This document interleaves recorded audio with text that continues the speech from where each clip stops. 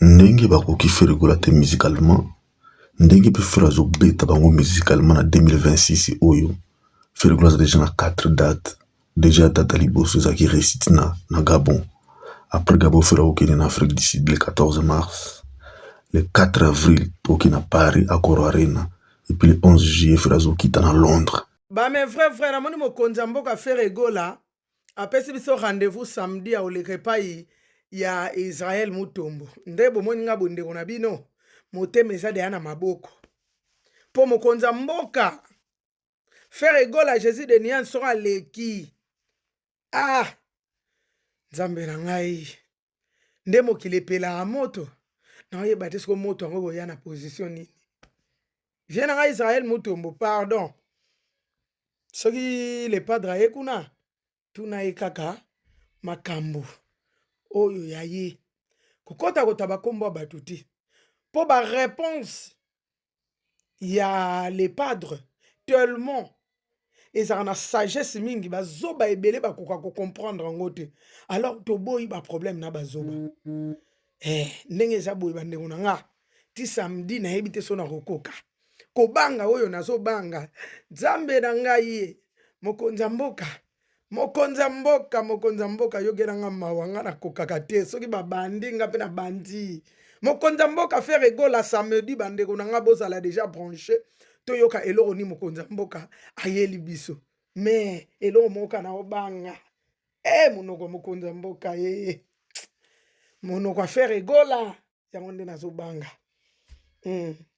akoya kobenga mutu boss mutu yango atomboki alobi kobenga nga boss te benga nga mwana musala akoya koloba ke na yembaka boye ekomi ote donc papa lukaka makambo ya bien otuna mokonzi mboka oyo kolukela biso lumbe te pa bazoba bosolo ya politique muluba ya mwindo papa pardon papa akoya samedi moyembi munene ya Afrique ya monde entier ya Congo mobimba papa ko poser ba question te poser mingi makambo na biso le 4 avril à Coro Arena ndenge tokobuka yango ndenge akoyemba sa ototi toki pe Lazare asi akufa papa biso na papa na biso Hervé tokoya kosekwisa nde à Coro Arena laissez les morts atterrer toujours les morts papa biso tokobuka Coro Arena salido samakiona papa mingi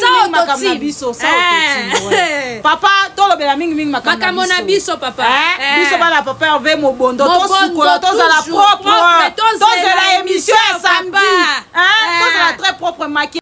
Alors bango beta ba concert mais batika ba chef d'œuvre te mais feregola tiki ba œuvre oyo isalema na mute feregola kotisi mini musical c'est le demande ya moto asombi billet ya VIP bango basala ngona musique te et feregola kipe au delà na concert le 4 avril feregola zana belwa sika koya nango dédicace digital c'est-à-dire sombi VIP na yo 300 €.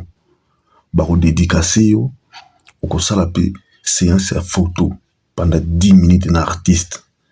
Allez-y voir l'engue bato bakoyoka. Mais c'est bien vous allez brosser café mais tant on fait la zone ba innovation boye besoin dimangote. Mais tant on fallait la munga bino no ene lo c'est que quoi autotune bo sipela kinango. Mais lelo bato bakyo luka ba vidéo pas mindele autotune za nini ba yo ko ko autotune za pour corriger ba fausse note. Ben bino ce que fallait zo est-ce que justifier ou non.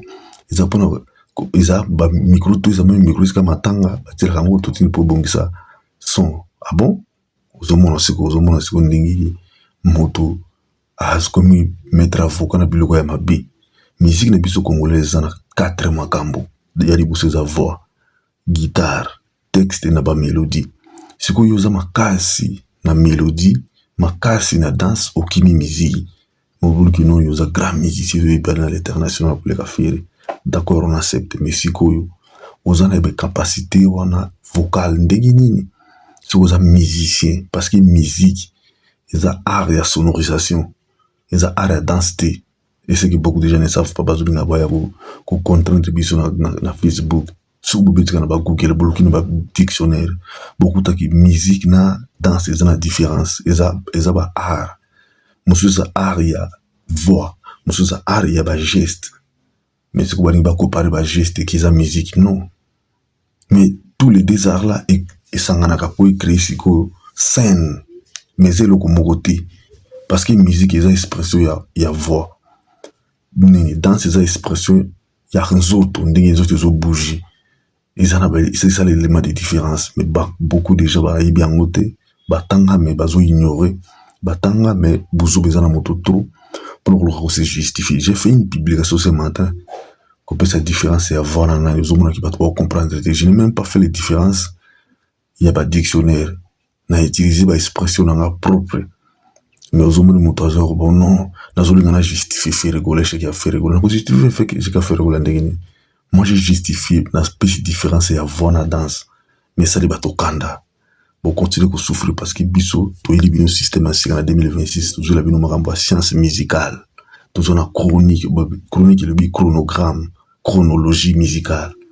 Alors, tant que tu as une chronologie musicale, ça m'a baisé, ça m'a fait intellectuel, on ne va pas comprendre la musique.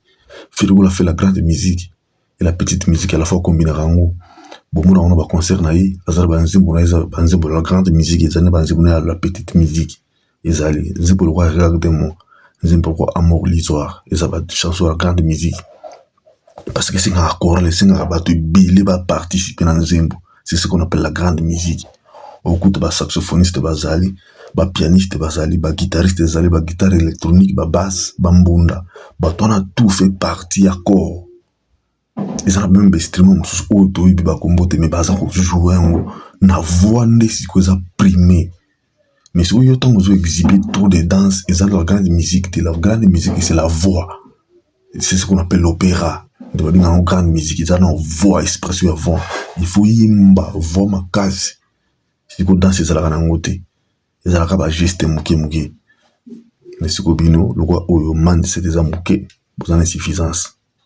Ferigolazo continue kusilisa ba warrior ba spiritas na ba wesanu ki mayile kwa no sika kino akolega na bosolo na politique lobby samedi iti trouble na carrière batuana iti trouble na carrière faliti trouble na carrière werason trouble na carrière héritier parce que bango fan sa vie na bango le quoi base récit musical na bango za lokuta mensonge base mais ce que ya Ferigola récit na isa basé sur nani talent artistique na ye yango bango lo baza na talent artistique te ba sentira très mal ba sentira baza génie parce que baza devant génie oyo baza ko contrôler te na ba fanatique ou baza ko manipuler les sous-soutés kala baza ko réussir ko manipuler ko cause la faire makambu tango Ferigola zaki na base solide ba fanatique te mais lelo ne fait la comme ba fanatique ou baza très mature très sage baza ko ka les sous na bango le côté bazolo ko ba voisin moi ba multiplie ba sale chèque a fait réseau zimbati lelo na 2026 Ferigola le seul artiste a robeta ba concert ebile à l'international mais ala qui traité d'un local Ferigola banaki na Gabon Ferigola ko kitana Afrique du Sud a robena Afrique du Sud na Paris a robena Paris na Londres pour na 6 premiers mois ya année au déjà au mona ki no Ferigola bandi année avec réussite. Non, année c'était mes frères des adina la réussite. Parce que frères au complir ba bloco non ba mission qu'on ba complir raté. Parce que ça qui on a 2023 2024 bandi maki était en 2025 avec les seuls artistes obiti ba concert bilé bandi mbika été mais na anoza bandi à l'international sous monta on dit mai azate parce que ba diverse ba moniki sous bandi mi et vous allez check de ba fanatique na bango il faut ba s'attaquer na Hervé il faut ba diminuer Hervé. Mais pas beaucoup sur Hervé Golate parce que basoda bazali.